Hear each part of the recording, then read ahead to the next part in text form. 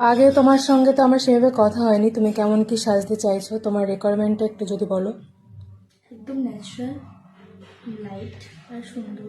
Hair style ওই normally. Open করবে না বান করবে?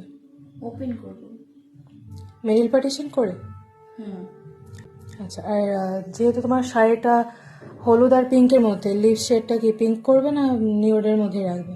পিঙ্ক। আচ্ছা, ঠিক আছে।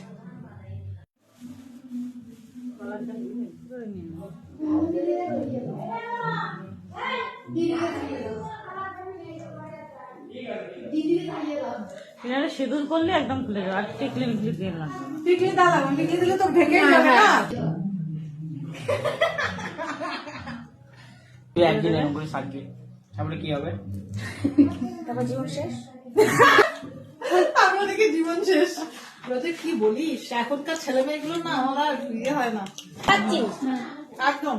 মুখের গুড়ায় গিয়ে দাঁড়াচ্ছে।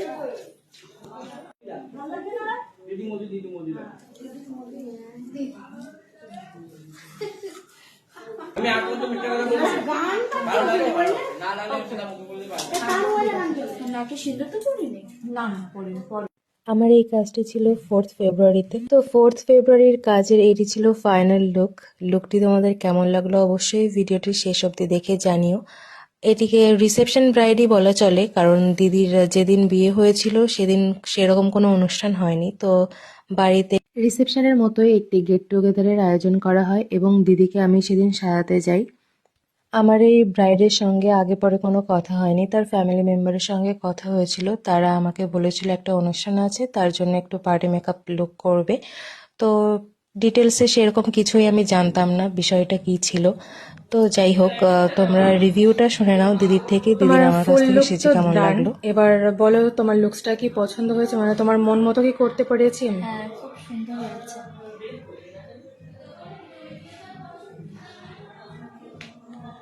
অল ওভার লুকটা শুধু পছন্দ হয়েছে তো? হুম।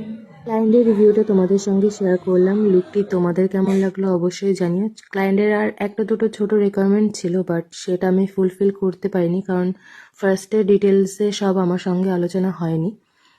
ক্লায়েন্ট যেমন চায় আমরা সেরকমই সাজাতে চাই, বাট ডিটেলসে আমাদের সাথে সব কিছু শেয়ার না করলে আমাদের প্রবলেম হয়ে যায়, নানান ধরনের কথা ওঠে।